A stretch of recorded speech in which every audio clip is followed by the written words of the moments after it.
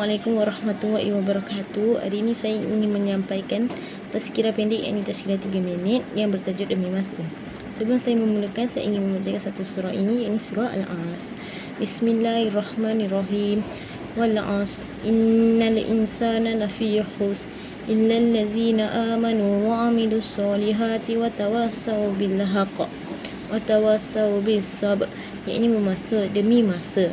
Sesungguhnya manusia itu berada dalam kerugian kecuali orang-orang yang beriman dan beramal soleh dan berpesan-pesan dengan hak, yakni kebenaran, dan berpesan-pesan dengan kesabaran.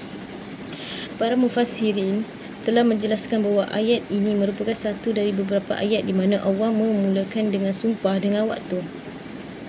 Ianya memerlukan perhatian kita semua kerana dalam penggunaan sumpah waktu ini Allah mahukan kita hamba-Nya supaya memberi perhatian terhadap apa yang ingin disampaikan.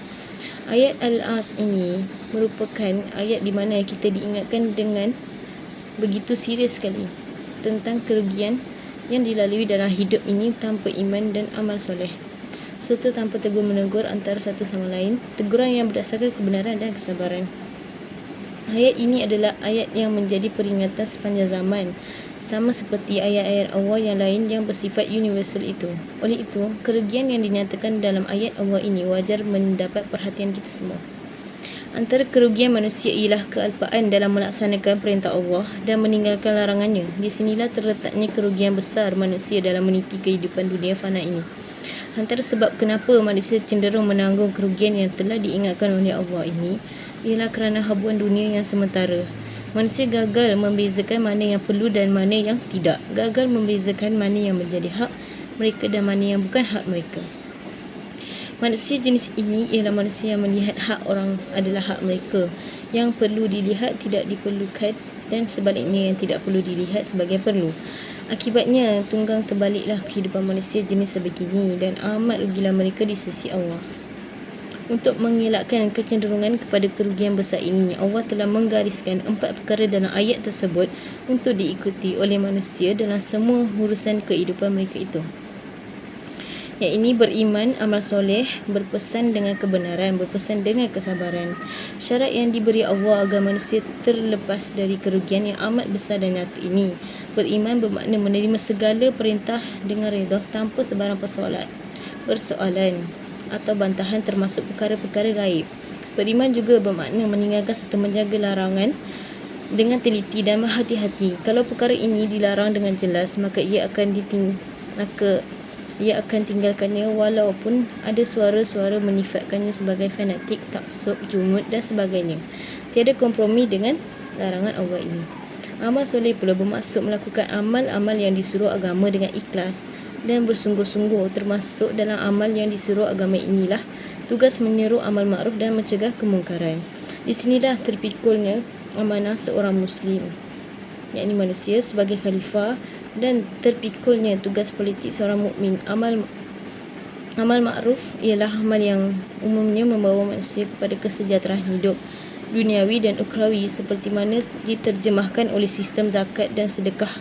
Bulan Ramadan adalah bulan yang digalakkan kita semua bersedekah, melaksanakan segala amal-amal yang disuruh agama ini adalah termasuk dalam mengerjakan amal soleh, sementara kelakuan amal-amal yang dilarang adalah termasuk dalam kategori amal kemaksiatan dan kemungkaran. Banyak hadis-hadis baginda yang menjelaskan perbezaan antara keduanya. Pembahagiannya cukup jelas dengan Islam, dan ayat di atas menjelaskan kepada kita untuk mengelakkan diri daripada kerugian. Melaksanakan amal soleh adalah satu dari 4 syarat yang mesti dilaksanakannya. Islam adalah agama nasihat.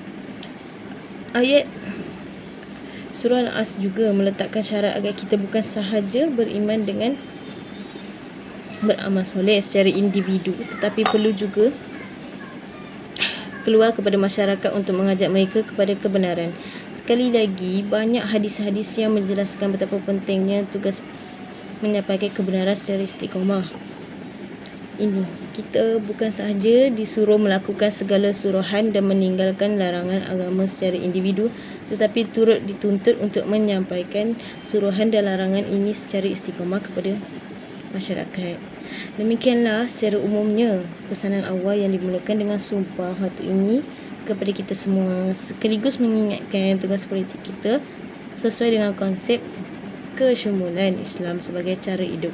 Kita tidak boleh lari dari tugas politik ini kerana di sana terkandung keperluan untuk menegakkan kebenaran serta kebaikan yang disuruh agama dan mencegah kemungkaran serta kemaksiatan kepada Allah. Barang siapa berada dalam panduan ini, insya-Allah Allah akan terlepaslah dari sumpah Allah dan terlepaslah dari kerugian yang besar. Barang siapa yang berada di luar panduan ini, maka rugilah mereka. Jadi yang saya bacakan ini berkenaan tajuk kita lah, yang ini demi masa. Maknanya kita senang je kalau kita melakukan apa yang disuruh oleh Allah, insya-Allah di akhirat nanti kita untung. Jadi kalau kita tidak melakukan apa yang disuruh dan kita pergi melakukan apa yang dilarang, maknanya kita rugilah. Kita rugi di muka bumi ni sebagai manusia yang kita ni macam sia-sia je hidup dekat sini.